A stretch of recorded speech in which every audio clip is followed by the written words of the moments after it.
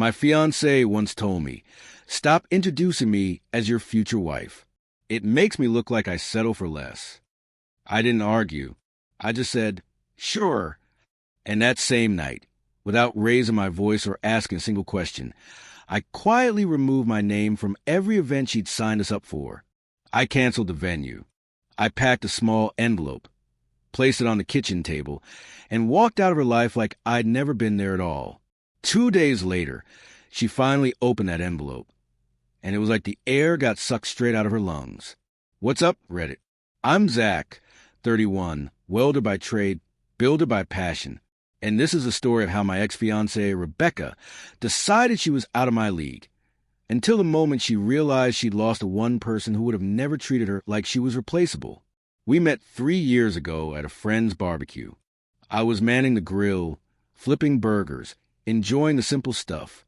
She walked up, made some comment about my technique, and we ended up talking until people started packing up chairs. Exchanged numbers. Easy, natural. Rebecca was 32, an interior designer, sharp-tongued, confident, borderline too confident, in hindsight. But back then, that confidence felt magnetic. The first 2 years? Solid. Fun. We liked the same movies, dreamed of the same future. Marriage. Kids someday. Maybe a house outside the city, where I could finally have the workshop of my dreams. She was ambitious, and I loved that fire in her. When I proposed, I did it at this quiet spot by the river. No crowd, no theatrics, just us. The ring took me months to save for. She cried, said yes, and posted it before we even got back to the truck. My best friend, Matt, electrician, lifelong ride or die, didn't trust her from day one. After meeting her, he pulled me aside. "Bro, she's got that look." "What look?" "The look of someone shopping for upgrades." I laughed it off. Told him he was imagining things. He just shook his head. Hope I'm wrong, man. He wasn't. Not even close. We moved in after 14 months. Wedding date set. Everything lined up perfectly until 2 months ago, when the tone started shifting. It didn't happen all at once. Just small comments. Little digs. Thinly disguised comparisons. "You're okay just welding forever?" "My co-worker's husband-made partner. Don't you want more?" "You're so talented. You could be something bigger if you tried." "I make good money. Really good money. 90 grand a year. Sometimes more. Solid retirement. Paid off truck. A job that matters. I repair bridges, hospitals, structures people depend on. I come home tired but proud." But to her, it was dirt under my fingernails she couldn't unsee. And it all came to a head at her co-worker Kelsey's engagement party. A rooftop thing. Fancy decor. Wine glasses that probably cost more than my boots. Rebecca lit up the moment we walked in. She straightened her posture, widened her smile, locked onto the most important people in the room, and dragged me toward them. "Hi, this is Zach," I said easily. "And this is my fiancée, my future wife, Rebecca." Just a normal introduction. Nothing wild. But the second we got in the car, she snapped. "Can you not do that?" "Do what?" "Introduce me like that. It's weird." "Rebecca, aren't you literally my future wife?" She rolled her eyes, muttering about how it made her feel like I was putting her on display. I shrugged it off. Everyone has off nights. But then it happened again. A week later, dinner with her longtime designer friends. Loud restaurant, passing plates, telling stories. Someone asked how we met. I smiled. "Rebecca's my fiancée. We're getting married next September." And I watched her face harden like wet cement turning to stone. The drive home was silent. 10 thick, heavy minutes, until she finally exploded. "I told you not to introduce me like that." "Like what?" "As my future wife?" She crossed her arms, jaw tight. "It makes me look like I settle for less." It felt like someone punched me in the chest. "Wait, you think marrying me makes you look like you settled?" Immediately, she tried to reel it back in. "That's not what I meant." Stopped twisting my words. But she kept talking about her colleagues dating lawyers, executives, men with titles and clean hands. And then she gestured at me. Just wave her hand. Like I was a stain she couldn't scrub out. You're a welder. When you introduce me like that, it reminds everyone. Reminds them she thinks she deserves someone richer, higher status, more impressive. The truth was out, and there was no taking it back. That was the moment something in me shut off. Quietly, completely.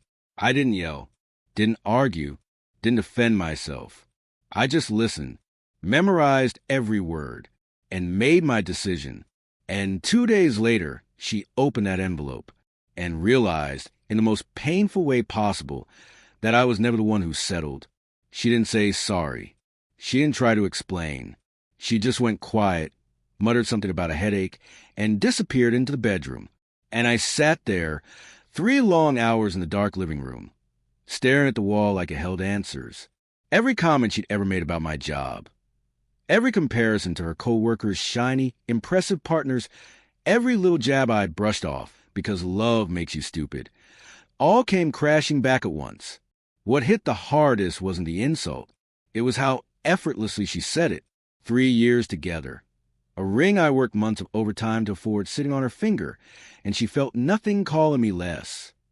Like it was just another passing thought.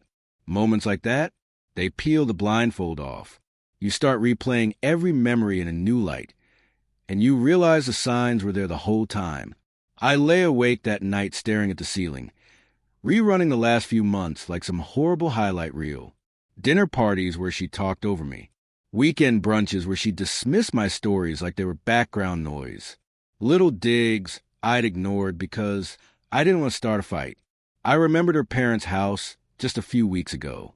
Her younger sister had gotten engaged to a finance guy. 6-figure smile, crisp suit, the whole package. When her dad asked me about work, I opened my mouth and Rebecca swooped in. Same old stuff, she said, cutting me off before I could get a single word out. Then she redirected the conversation straight back to her sister's ring. Her mom, Margaret, was the queen of subtle insults. Every visit came with a reminder that Rebecca could aim higher. And Rebecca, she never defended me. Not once. She just smiled that awkward little smile and looked away. There was another moment a few weeks earlier. We were getting ready for bed. Rebecca mentioned her co-worker's boyfriend had become VP. He's only 29, she said, eyes on her phone. Can you imagine? The tone wasn't admiration. It was comparison. I said something about how not everyone needs a title to matter. She just made a small noise and scrolled on, already done with the conversation. Matt had been right from the beginning. I just hadn't wanted to believe him. The night after our fight, sleep was impossible. Her words kept echoing in my mind, circling like vultures. Around 2 a.m., I got out of bed, opened my laptop, and started going through our shared calendar.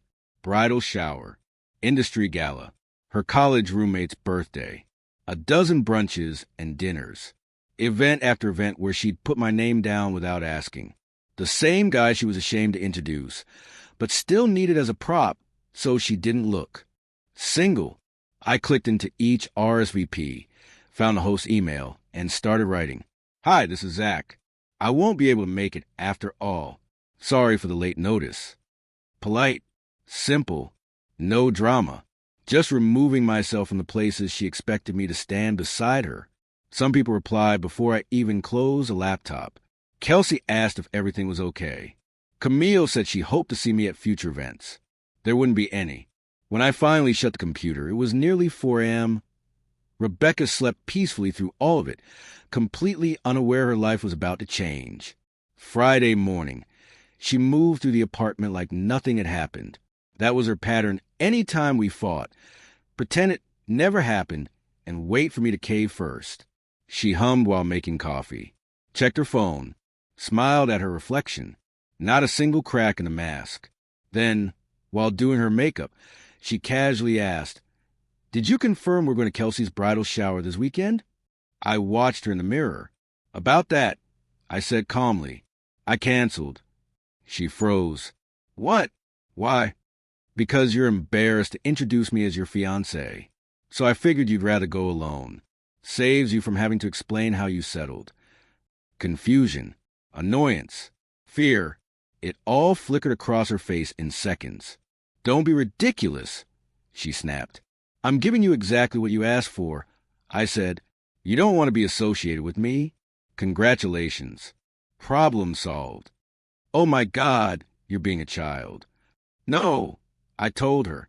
I'm finally listening. I grabbed my keys and left for work before she could spit out another excuse.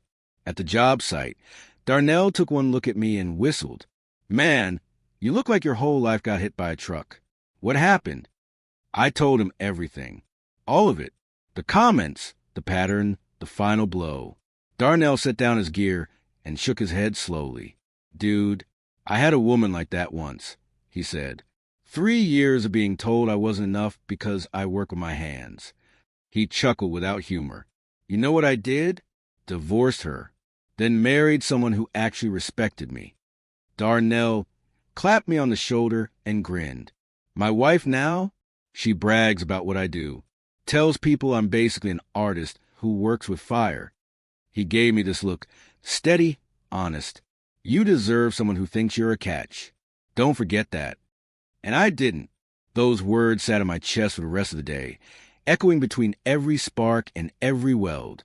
Meanwhile, my phone wouldn't stop vibrating. Rebecca texted me 40 times. First angry, then defensive, then suddenly soft, trying to pretend she didn't mean it. Around lunch, she called.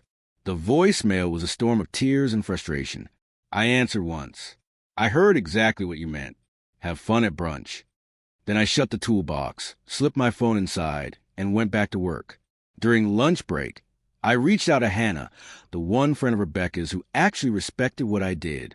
I told her everything Rebecca had said, word for word. Her reply came after a long pause. She told you that you make her look like she's settled? Exact words. I typed, can't say I'm surprised, she wrote. I've heard the way she talks about you when you're not around. Hearing that from someone else felt like getting punched and validated at the same time. What are you going to do? She asked. I'm ending it. I wrote back, but I need your help. Rebecca had plans on Sunday, a trendy brunch spot her whole friend group worshipped. Exposed brick, overpriced eggs, cocktails and glasses too delicate for human hands. Hannah would be there. Rebecca would be there. 10 of her closest friends would be there. My plan was simple. I wanted an envelope waiting at Rebecca's seat before she arrived, a letter explaining exactly why I was walking away, and a printed copy of the wedding venue's cancellation. Yes, I canceled the venue before I told her it was over, because I wanted her to feel it. No confusion, no denial, just the truth laid out in plain ink. Friday night, I sat at my desk and wrote the letter. I didn't rage. I didn't accuse. I just told the truth. I listed the comments she'd made, the jabs at my job, the comparisons to her friends' partners, the subtle remark, the way she breezed past my work and conversations, the way she guided me away from the people she wanted to impress. I added dates where I could remember them, moments, quotes, patterns. I wanted her to see the picture I'd finally been forced to see. And at the end, I told her plainly, I was ending the engagement because I deserved someone proud to stand next to me, not someone who treated me like a failed project. Saturday morning, I called the venue. We'd booked it 5 months earlier. Great food, beautiful outdoor setting. We were supposed to say our vows there. Not anymore. They processed the cancellation and emailed the confirmation. I printed it out and slipped it into the envelope. Then I called Hannah with the plan. She didn't hesitate. Absolutely, she said. She'd work with a restaurant to place the envelope at Rebecca's spot. Saturday afternoon, Rebecca tried a different angle. She came home, found me playing video games, and slid onto the couch beside me. Hand on my knee, soft voice, sweet tone, a full performance. Work's been stressing me out, she said. I didn't mean to hurt you. Of course I'm proud to marry you. You're taking it wrong. I paused the game, looked at her. So you're not embarrassed to introduce me as your future husband? No, of course not. Then why say it made you look like you settled? She tried to spin it, said I misunderstood, said she loved me, said we needed to move past it. You get brunch tomorrow? I asked, yes, but I want you to come. Please, let's just move forward. I'm not going, I said. You'll have to tell your friends why. Her face tightened. What am I supposed to say? Tell them the truth.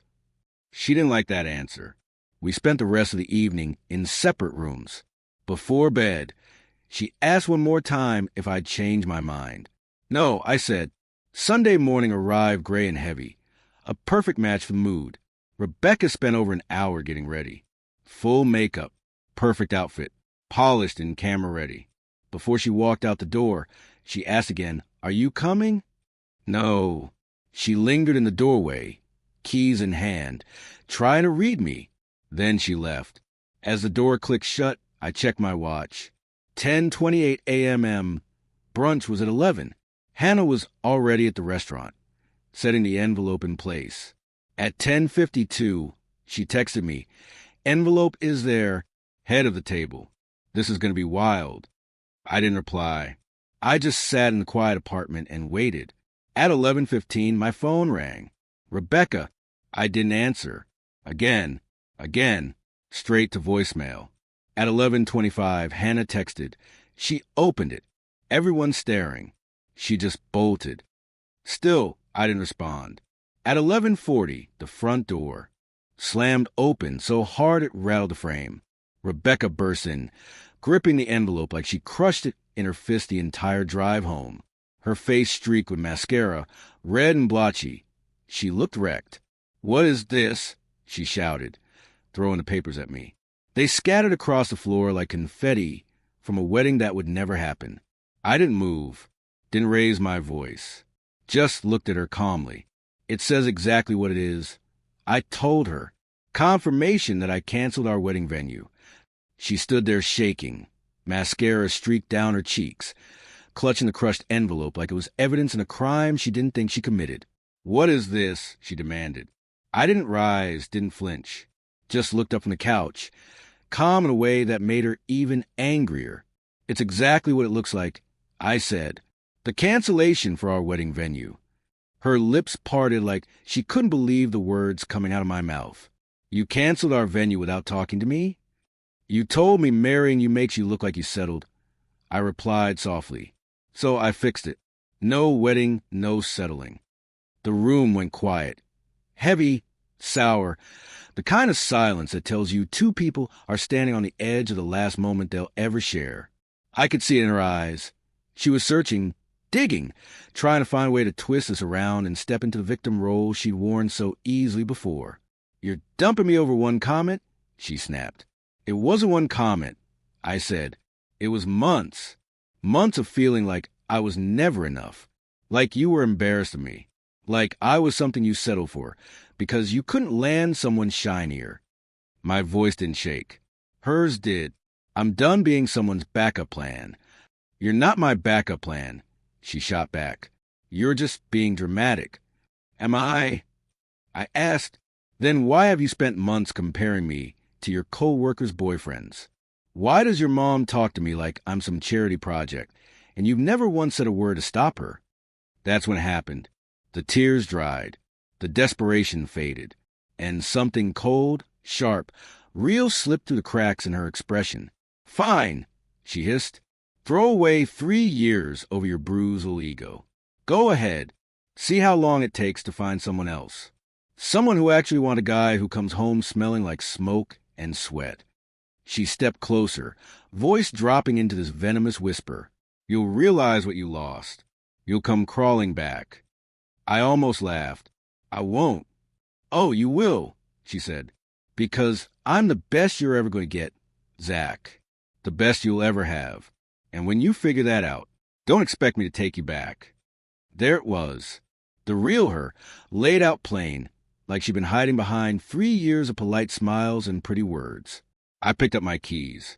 "I'm giving you a few days to find somewhere else to stay," I said. "Then I'm changing the locks." I walked past her. "Where are you going?" she demanded. "Out," I said. "When I get back, start packing." I left before she could throw anything else at me. Not words, not guilt, not tears. But the week that followed, that was its own kind of storm. Day 1, she called 45 times. I didn't answer a single one. The voicemails were a carousel of emotions. Crying, screaming, begging, threatening, then circling back to crying again. One was just 3 minutes of her sobbing. Another was her calling me every name she could think of. Another said she forgave me, and we could start over if I'd just answer. Matt listened to a few with me at work. His verdict? Bro, she sounds like a smoke detector having a meltdown. You dodged a bullet the size of a truck. Day 2. Her mother showed up at my job site. Heels, designer coat, attitude sharp enough to cut steel. She stormed onto a site full of welding torches and heavy machinery like she owned the place. What do you think you're doing to my daughter? Breaking up with her, I said. Pretty simple. She shrieked about humiliation, family reputation, what people were saying. I shrugged. She humiliated me for months. Guess the apple didn't fall far. That's when Margaret snapped. Rebecca could have had anyone. Lawyers, doctors, men with real careers. She chose you. She lowered herself for you. Lowered herself. There was again. Then let her find whoever deserves her. I said, picking up my torch. Now get off my job site before security does it for you. Day 3. That's when things went nuclear. I came home to chaos. Clothes thrown everywhere. Dishes shattered. Food dumped across the floor. Milk soaked into my couch. Picture frames broken. But none of it hit me as hard as what I saw next. My PS4. Smashed to pieces. The controller, the console, destroyed. A game disc shattered inside. Ghost of Tsushima. 60 hours in. Didn't even finish Act 2.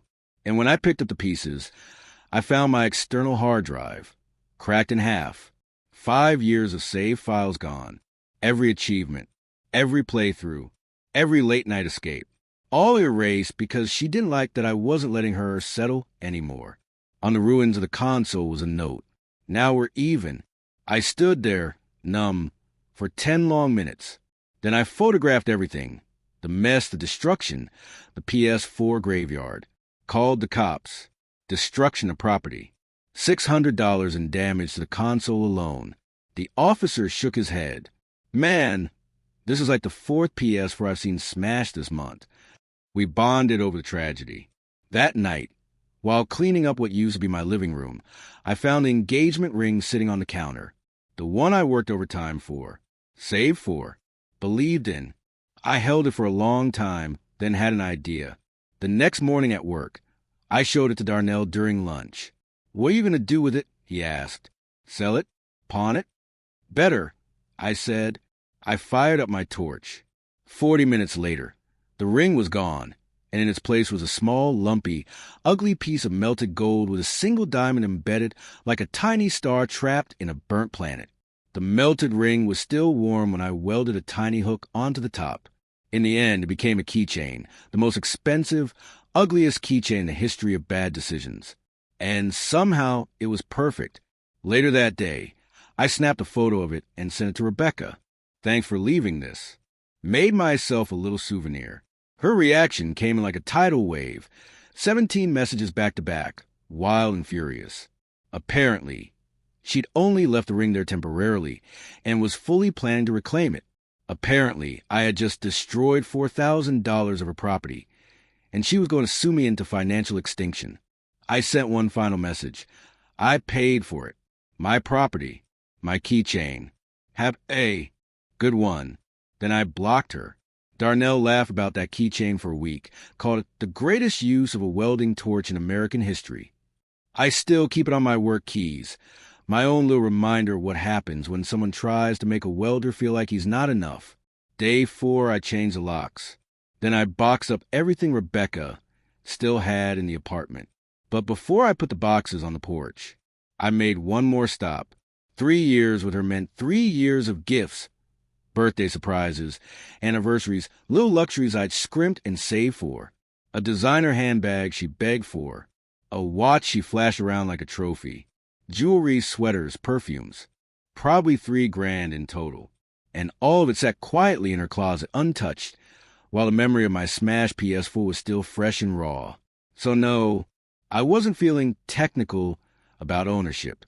I packed the nice things into bags and drove straight to the women's shelter downtown. Walked in, put everything on the counter. The woman behind the desk looked from the designer bag to the watch, then back at me. Sir, are you sure? This is very expensive stuff. Yeah, I said. Someone should actually use it. She nodded, printed a donation receipt, and handed it over. I tucked into my glove box and drove home. It didn't take long for Rebecca to notice. She came to pick up her boxes, opened the closet, and realized the good stuff was gone. Seconds later, my phone buzzed. Where's my Kate Spade bag, Zach? That watch was a gift. I sent her a photo of the donation receipt. Silence. Then 20 phone calls in an hour, none of which I answered. But Hannah gave me the play-by-play later. Apparently, Rebecca called the shelter demanding they return her things. They told her that's not how donations work. So she tried threatening to sue them. They told her good luck. She showed up the next day, made a scene so big they had to ask her to leave. Hannah said Rebecca kept shouting, "That's a $700 bag." The shelter workers didn't care. They'd already given it to a woman escaping a bad home situation. Someone who actually needed a win. And the best part? I got to deduct all $3,000 on my taxes. A breakup bonus courtesy of her smashing my PS4. After that, I texted Rebecca where the rest of her boxes were and gave her 48 hours before they went to Goodwill too. Her response was chaotic. A knife emoji, a fire emoji, and, strangely, a dancing woman in a red dress. Matt studied it like he was decoding ancient runes. I think she's saying she's going to stab you, burn your place down, and sauce over the ashes. Very helpful analysis. Day 5. She appeared at my job site again, this time with backup. Her friend Stephanie and some guy I'd never seen. They stood outside the work zone shouting my name, but I acted like the welding torch had turned me selectively deaf. Security eventually escorted them out. Darnell watched, shaking his head. Man, she is committed to the meltdown. Day 6. A letter arrived from a lawyer. She was threatening to sue me for emotional distress and breach of promise to marry. Matt read it and laughed so hard he nearly choked on his sandwich. Breach of promise? That's not even a real thing anymore. He was right. Nothing ever came of it. But the fact that she tried told me exactly how far she'd spiraled. Day 7. I filed a restraining order. Between the broken property, the harassment, the threats, the job site scenes, I had more than enough. The judge granted it the same day. When I showed Darnell, he clapped. Welcome to the club, brother. Got one against my first ex back in '08. Best paper I ever signed. 3 weeks later, Hannah told me Rebecca got fired. Officially, her company called it restructuring. But the timing was interesting. Apparently, there was an internal review happening for employees with pending legal issues.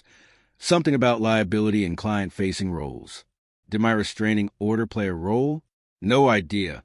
But sometimes life just arranges itself in a way that makes you sit back and go, huh, look at that. Rebecca posted online about being a victim of heartless corporate downsizing. But the people at her firm knew the truth, or enough of it. Office gossip travels faster than Wi-Fi. Eventually, life settled again. I replaced a couch that still smelled like spoiled milk, got the apartment back in order, found my routine. 2 months later, I ended up at a bar with Matt and Darnell on a Friday night, just like old times. We were just unwinding after a long week, the kind of tired where you just want wings, soda, and a game playing overhead. Matt, Darnell, and I had tucked ourselves into a booth near the back, half watching the screen, half arguing over who had the worst predictions for the season. And that's when she walked in. Rebecca, looking like she had gone 12 rounds with the night before. Hair all over the place, makeup smeared, wearing a sparkly party dress that had definitely seen better decisions. She was surrounded by people I'd never seen before. But the second her eyes landed on me, it was like the whole room disappeared for her. She broke away from her group and made a beeline toward our table. Stumbling, tripping, almost taking down a bar stool on the way. "Zoc," she slurred, stretching my name like it was some dramatic monologue she rehearsed in front of a mirror. Matt looked at me. "That is that?" "Yep." "Oh, man," he whispered, already pulling out his phone like a man preparing for a documentary.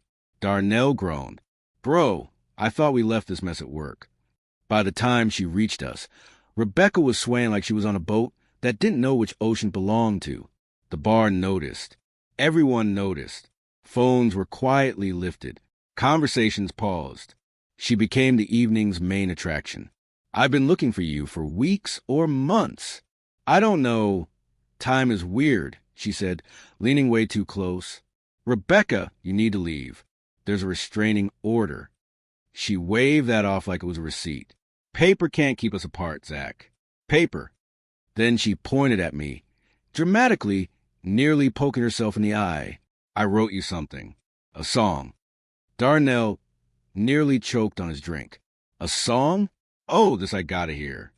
Before anyone could stop her, Rebecca climbed onto the empty chair next to our booth. It wobbled dangerously. But somehow, she managed to steady herself by gripping our table like she was about to perform for the Grammys. She clearly wasn't invited to. Someone at the bar yelled, "Let's go!" And just like that, the room shifted. This wasn't a scene. This was entertainment. Rebecca took a deep breath, put her hand over her heart, and started singing. And it was awful. Off-key, offbeat, forgetting lyrics she had just invented seconds before. Stopping midline to explain her metaphors. Metaphors that didn't make sense even with seminar. Zach, you were my sunset and my sunrise, and I was your moon. Wait, no. Hold on, the moon doesn't. Okay, let me start over. She started over. Twice. By the third attempt, she added hand motions that looked less like art and more like someone trying to direct traffic during an earthquake. Matt was openly recording, face red from trying not to explode with laughter. Darnell? He had given up and was just slapping the table. The performance lasted 3 minutes, but it felt like a lifetime. She forgot half her words and filled the rest with emotional improv. You were my forever, my together, my whatever, the weather. By the end, she was crying, mascara melting down her face like black paint. The bar wasn't laughing anymore. It was stunned silent, watching her unravel in real time. You were supposed to love me forever, she wailed, still on that chair. I was the best thing that ever happened to you. And then silence, the kind that makes your skin prickle. Even the TV felt like it turned itself down to listen. Matt leaned in. Dude, this is your moment. Don't mess it up. I looked at her, calm, steady, let the silence hang a second longer, then said, yeah, that's kind of the point. The room exploded, clapping, whistling. Someone near the pool table yelled, get REKT. Her face crumbled from heartbreak to pure humiliation in half a second. The bartender and bouncer helped her down gently and escorted her toward the door. She tried to throw more dramatics our way, but nobody was buying tickets anymore. The friends she walked in with? Gone. The moment she climbed the chair, they vanished like smoke. The last thing we heard before she was pushed out was her cry about how I'd ruined her life and how the world would someday regret doubting her. Matt filmed everything. Of course he did. The Uber driver who picked her up looked like he regretted every life choice that led him to that moment. By the next day, the video had already spread across our friend group. It became legend, the kind of story people retell even when no one asked. Rebecca texted me days later, demanding I make Matt delete it. I didn't answer. Hannah texted too, said Rebecca moved back in with her parents. Margaret, their mother, blamed me. Apparently, I just wasn't man enough to handle a strong woman. Life moved on, and honestly, it got better. I replaced my broken PS4 with a brand new PS5. Courtesy of the small claims judgment I won after Rebecca bailed on the hearing. Easy win. These days, I hang out with Matt and Darnell in my garage, working on an old motorcycle that's finally starting to look like something. Last month, I ran into Rebecca's sister. She apologized, said she always knew I was a good guy, and Rebecca just wasn't. And that's the thing about people like Rebecca. They're so focused on controlling how people see them that they never look at what they're actually offering. I'm 31, single, living in my own apartment with a PS5 and peace. And I've learned this. Being alone is so much better than being with someone who makes you feel small. And guys, we're this close to hitting 100,000 subscribers. If you haven't yet, consider subscribing. It really helps bring this dream to life.